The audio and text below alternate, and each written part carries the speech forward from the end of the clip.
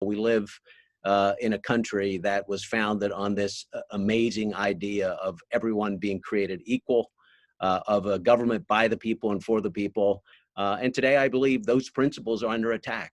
And there are people who believe that a different economic path, a different system, socialism, frankly, is the way to go. And I know that through personal liberty, through the idea that hard work, playing by the rules, you can achieve your own American dream, still works, will continue to work. I believe that Lancaster and Southern York counties deserve better. So what does that mean? To me, that means making sure that our basic human needs are really taken care of. That means making sure that everyone has access to good, comprehensive health care, particularly in the midst of a pandemic. That means that we are looking to tackle the climate crisis, particularly in a district where agriculture and manufacturing are in a position to really be detrimentally impacted by this. And that means making sure that we're doing our best to stand up to be leaders on racial equality and equity, and making sure that we are doing our best when we're looking at crisis intervention services and criminal justice reform.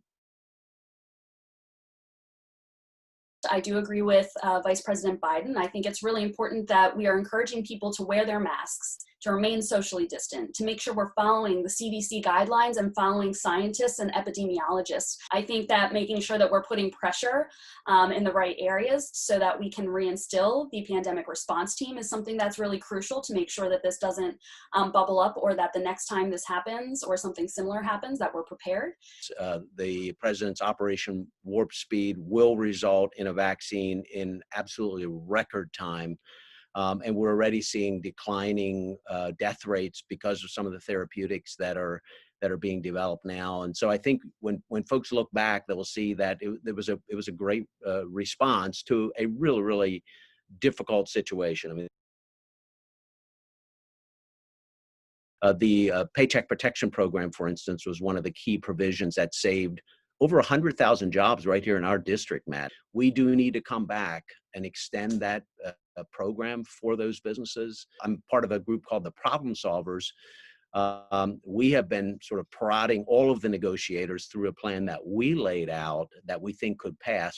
So what that looks like to me is addressing the constant struggles for working families by making sure we're pushing for more universal access to childcare, making sure that everyone has access to paid sick leave relating to the pandemic. Uncoupling healthcare from employment is something that, as I mentioned with the 2008 crash and how my family was impacted, I see these same things happening at just an exponential level. 100% healthcare. This is one thing, pre-COVID, this was incredibly important. It's something we heard about. It didn't matter if you were someone who wanted to be able to age with dignity but didn't have the proper resources or the retirement funds to comfortably know if you'd be able to do so. It means making sure that our people have dental insurance in an area here where people struggle with that, and the same thing with eye care. We need to go back to rebuilding the greatest economy that we ever had. I ran on the idea of tax reform, regulatory relief, and was very, very proud of the work that we had done to ensure that people do have that opportunity to live the American dream. So we'd seen the lowest unemployment rate in 50 years. You look at what happened to George Floyd, it was absolutely horrific. We just cannot allow that to happen. And, we know that we have been over time working to create a better environment for African Americans and for all races. And so, no, it's not perfect yet, but we need to continue to work to ensure that opportunity is there for everyone. Criminalizing drug use and drug addiction is not the way to move past this epidemic. I think that making sure that we repeal the often discriminatory drug laws, fix minimum sentencing requirements, and I think that also creating clear guidelines to fund what works for police departments based off of their constitutional duty to hold every single person equal and equitable under the law, regardless of race, sexual orientation, ethnicity, religion, economic status, and as we see sometimes with our homeless population being targeted, housing status too. What's the best spot to eat in the 11th district?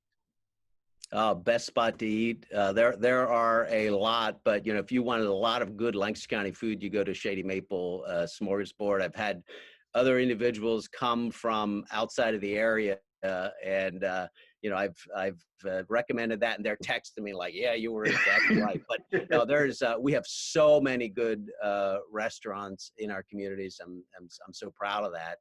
It's a great food scene, but there you go. What's the best concert you've been to?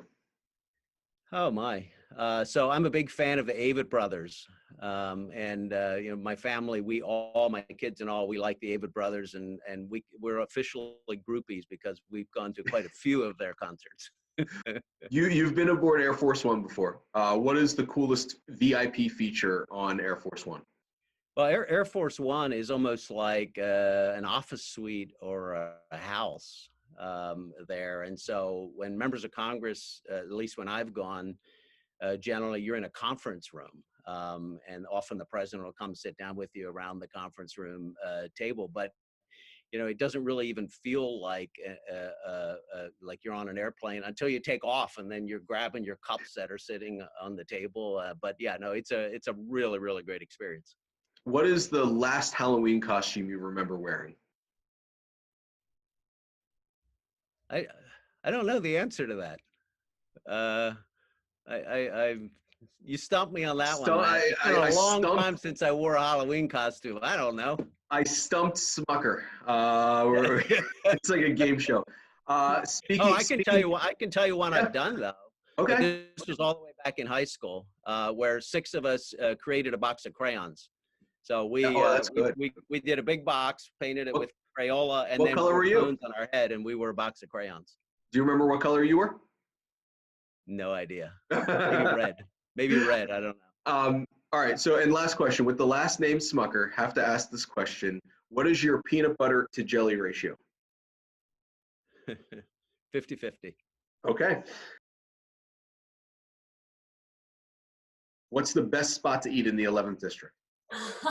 Okay, I'm gonna catch some flack here being in Lancaster right now, but I'm a Hanover girl through and through, and I repped on your wife's network. I have to say, Jerry and Sal's in the North Hanover Mall, for such nostalgic purposes, is so good. But when we're talking pizza places, I'm gonna throw out Sal's in South Hanover, and I also have to give a shout out to Davino's on Hanover Square, because we've got it going on in Hanover when it comes to Hanover voters matter. There's no discrimination here. What's the best concert you've been to?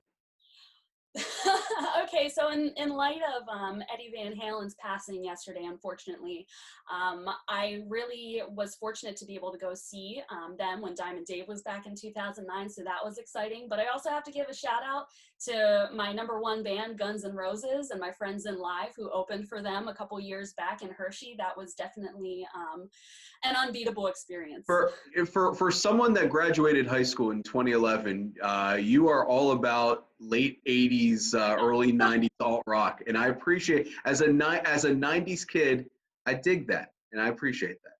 I'm a product of my mother, so so. Fair enough. All right, what was the most recent Halloween costume you remember wearing? I'm pretty consistent with my Rosie the Riveter getup when I'm passing things out here. This year I was hoping to do sort of a Little Red Riding Hood, because I have my Alaskan Malamute pal Drago with me, and I thought it would be super cool this year to dress him up as the big bad wolf. So we'll have to see what happens, you know, given everything going on here. We're just trying to be as socially distant and responsible as possible with, you know, what our localities are deeming for trick or treat. You have to be careful as a Democrat in Pennsylvania doing anything that represents a big bad wolf, because that might be taken the wrong way.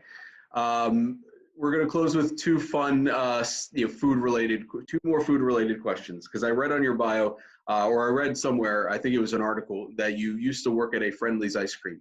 What is your favorite ice cream flavor?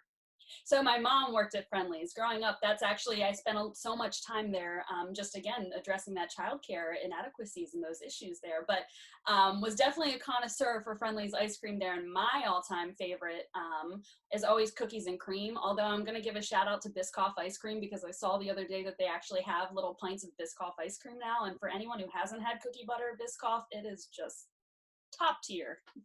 And lastly, you are a Hanover person. You're a Hanover girl. So what is the best snack? You're gonna get me in trouble here. For anyone who's not aware, you know, Hanover is considered the snack food capital of the States and by proxy the world here.